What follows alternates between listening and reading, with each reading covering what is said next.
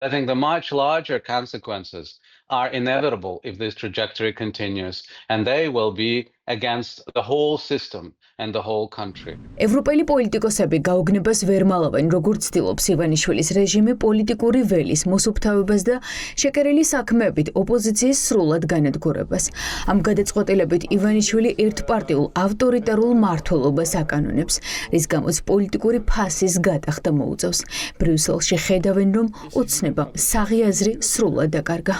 We want to work with the plurality. ჩვენ გვინდა ვიმუშაოთ პლურალიზმში პოლიტიკურ პარტიებთან, მხოლოდ ერთთან არა, რომელიც პარლამენტში ზის. ასე რომ ბუნებრივია ნებისმიერი ასეთი რამ, რაც ასუფთავებს პოლიტიკურ ლანდშაფტს, ნულამდე დახავს ან ერთ პარტიამდე, ჩვენთვის კატეგორიულად მიუღებელია. არც ერთი პარტია არაა იდეალური, არც ჩემი. ეს არის კონსტიტუციური სტრუქტურის რეორგანიზაცია. თანაც ამ პარტიებიდან ზოგიერთი ხელისუფლების სათავეშიც იყო. მათ კონსტიტუციური სტრუქტურის რეორგანიზაცია არ დაუწყიათ. მათი სააშენეს. ეს მცდელობები შეიძლება გამოიყენონ შიდა მიზნებისთვის, მაგრამ ქვეყნის გარეთ ამას არავინ წამოეგება. ასეთი ქმედებები დისინტეგრაციას გარდაუვალს გახდის. პოლიტიკური ფასი მძიმე იქნება. მას შემდეგ, რაც ევროპარლამენტარებმა გაიგეს ივანიშვილის პარტიამ ოპოზიციის 8 ლიდერის წინააღმდეგ ახალი ბრალი გამოიგონა, ბრიუსელი სანქციების დაუყოვნებლივ დაწესებაზე ალაპარაკდა. პირველებთან ინტერვიუში გერმანელი ევროპარლამენტარი ამბობს, რომ პირველ რიგში სანქციები ბიძინა ივანიშვილს საფრანგეთმა უნდა დაუწესოს. ივანიშვილს საფრანგეთის მოქალაქეობა აქვს და იქ ქონებას და დიდ აქტივებს ფლობს.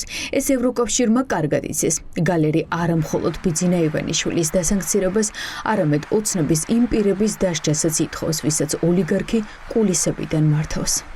We as the parliament call on our executives. დაასანქცირონ პასუხისმგებელი პირები, განსაკუთრებით ივანიშვილი, რომ მათ ვეღარ შეძლონ თავისუფლად მოგზაურობა, მათი ფინანსების გამოყენება ევროკავშირში. ამჟამად წევრი სახელმწიფოების მოქმედებით ცოტა იმედგაცრუებულები ვართ, მაგრამ ჩვენ ზეწოლას გავაგრძელებთ. თქვენ ევროპის ბევრ პარლამენტში ყავთ მეგობრები, თქვენ არ მიგატოვებენ. საბოლოოდ დარწმუნებული ვარ, რომ თავისუფლება და დემოკრატია საქართველოს ევროპულ გზაზე გაიმარჯვებს. ეს ბიჭები, რომლებიც ხელისუფლებაში არიან, ფიქრობენ, რომ ყველაფერი აქვთ. მაგრამ ასე არაა. საქართველოს შემთხვევაში ჩვენ ვხედავთ მმართველ პარტიას. თუ ეს პარტიაა საერთოდ, ეს არის ერთი კაცის შოუ, რომელიც სხვა ბიჭების მეშვეობით კულისებში მართავს ყველაფერს.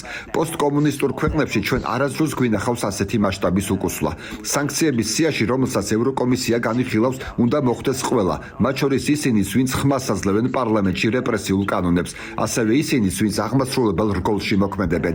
უნდა მოხდეს იდენტიფიცირება, ვინ არის ამ სიაში უდანაშაულო ადამიანი არ მოხდება. Innocent person would be appearing on such a list. რეპრესიები პუტინის ხელწერით შეჩერებული ევროინტეგრაცია, დემოკრატიული უკუსლა, შეუსრულებელი რეკომენდაციები, ციხეში გამოკეტილი ჟურნალისტები და პოლიტიკური ლიდერები. ეს მოვლენები მიჰაილ გალერს საბჭოთა კავშირის ბნელ დღეებს ახსენებს.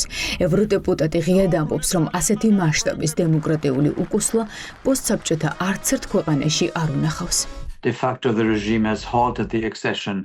De facto რეჟიმმა გაწევრიანების მოლაპარაკებები ევროკავშირთან შეაჩერა. არის სერიოზული დემოკრატიული უკუსვლა. ევროკომისიის 9 პირობიდან არც ერთი მათგანი არ შესრულებულა. პროგრესის ნაცვლად არის სერიოზული უკუსვლა. პოლიტიკური ფიგურები ციხეში არიან. ეს საბჭოთა კავშირის დასასრულის ბნელ დღეებს მახსენებს. ერთი მხრივ ვგმობ ხელისუფლების ქმედებას და ამავდროულად ვდგავარ ამ ხალხის გვერდით, ვისაც არ უნდა საბჭოთა საქართველოში ცხოვრება. ამიტომ ევროპარლამენტარები მოუწოდებთ ჩვენს აღმასრულებელ სტრუქტურებს, საბჭოსა და წევრ სახელმწიფოებს, რომ გადადგან დამატებითი ნაბიჯები.